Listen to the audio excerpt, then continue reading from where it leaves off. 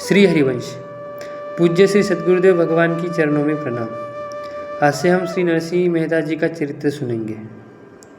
पुण्यभूमि आर्यावर्ते सौराष्ट्र प्रांत में जीर्णदुर्ग नामक एक अत्यंत प्राचीन ऐतिहासिक नगर है, जिसे आजकल जूनागढ़ कहते हैं।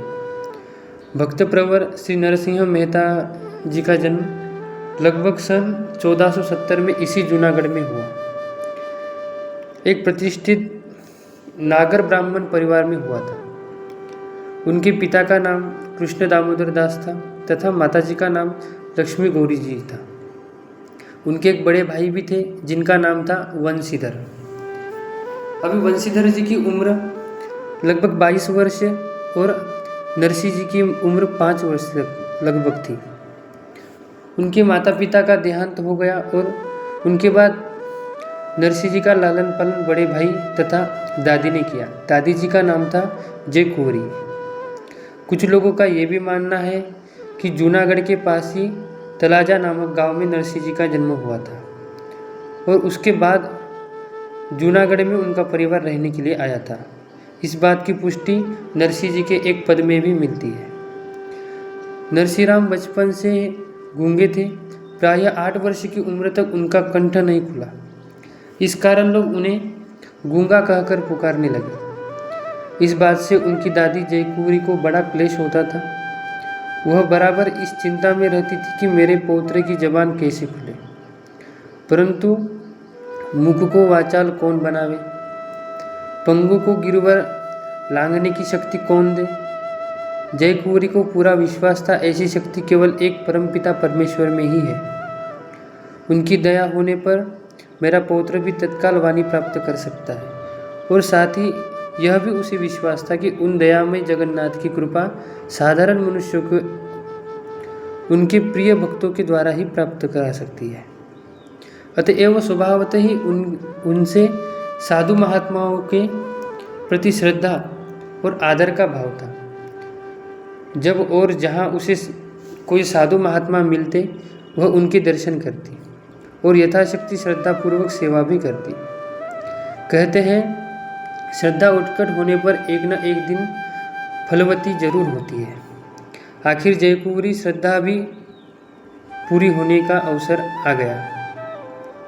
फाल्गुन शुक्ल पंचमी का दिन था। ऋतुराज का सुखद साम्राज्य जगत भर में छा रहा था।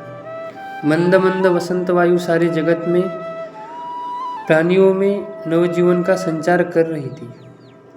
नगर के नर नारी प्रायः नित्य ही सायंकाल हाटकेश्वर महादेव के दर्शन के लिए एकत्र हुआ करते थे। स्त्रियां मंदिर में एकत्र होकर मनोहर भजन तथा रास के गीत गाया करती। नित्य की तरह उस दिन भी खासी भीड़ थी। जयकुंवरी भी नाती को साथ लेकर हाटकेश्वर महादेव के दर्शन को गई। दर्शन करके लौटते समय उसी की दृष्टि एक महात्मा पर पड़ी, जो मंदिर के एक कोने में व्याघ्रांबर पद्मासन लगाए बैठे थे। उनके मुख से निरंतर नारायण नारायण शब्द का प्रवाह चल रहा था।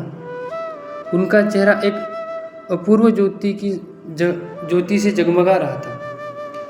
देखने से ही ऐसा मालूम होता था जैसे कोई परम सिद्ध हो।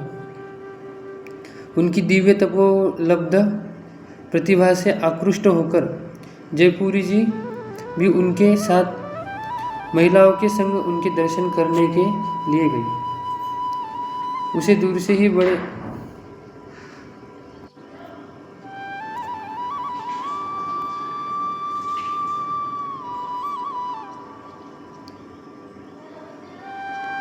लिए गई। उसने दूर से ही बड़े आदर और भक्ति के साथ महात्मा जी को प्रणाम किया और हाथ जोड़कर विनती की, महात्मन, यह बालक मेरा पौत्र है। इसके माता पिता देहांत हो चुके हैं।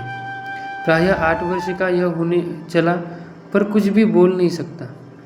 इसका नाम नरसिंह राम है, परंतु सब लोग इसे गूंगा कहकर ही पुकारते हैं। इससे मुझे बड़ा क्लेश होता है। महाराज, ऐसी कृपा कीजिए कि इस बालक की वाणी खुल जाए।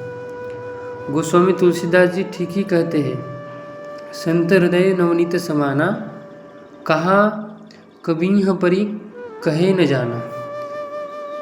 महात्माओं का हृदय मक्खन की समान होता है। इतना ही नहीं, माखन तो केवल अपने ही ताप से द्रवित होता है और सत्पुरुष दूसरों के ताप से द्रवीभूत हो जाता है। फिर ये महात्मा तो देवी शक्ति से संपन्न थे और मानो उस वृद्ध की मनोकामना पूरी करने के लिए ही ईश्वर द्वारा प्रेरित होकर वहाँ आए थे। उन्होंने बालक को अपने पास बिठाया और उसे एक ध्यानपूर्वक देखकर कहा, यह बालक तो भगवान का बड़ा भारी भक्त होगा।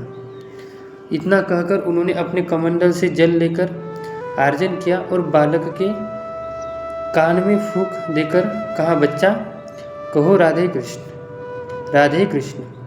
बस महात्मा की कृपा से जन्म का गूंगा बालक राधे कृष्ण कहने लगा। उपस्थित सभी मनुष्य आश्चर्यचकित हो गए और महात्मा जी की जय जयकार पुकारने लगे।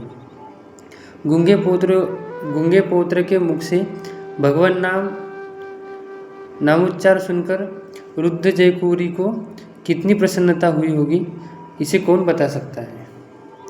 उस महात्मा जी को बार बार प्रणाम किए और हाथ जोड़कर बड़ी दीनता के साथ प्रार्थना की, महाराज आपकी ही कृपा से मेरा पौत्र अब बोलने लगा।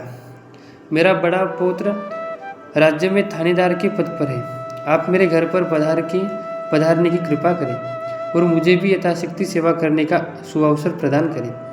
आपकी चरण रज से मेरा घर भी पवित्र हो जाएगा।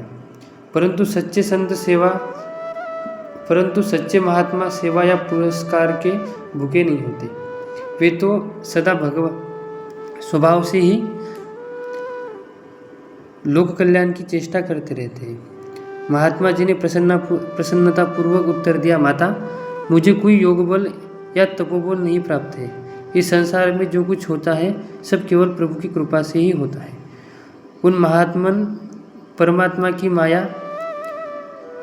अघटन घटनापटी ऐसी कहलाती है। अतः मेरा उपकार भूलकर उन परमात्मा की ही प्रति कृतज्ञता प्रकट करें और उनका नामस्मरण भजन पूजन करो। मैं इस तरह अकारण अथवा प्रतिष्ठा के लिए किसी गृहस्थ के घर पर नहीं जाता। तुम घर पर जाकर प्रभु का भजन करो, तुम्हारा कल्याण होगा। मैं तो अब गिरनार पर जाता हूँ और तुम्हारी इच्छा अनुसार यह कह जाता हूँ कि थोड़े ही दिन में एक कुलवती स्वरूपा कन्या से इसका विवाह भी हो जाएगा। जयकुमारी को महात्मा जी के सामने विशेष आग्रह करने का साहस न हुआ।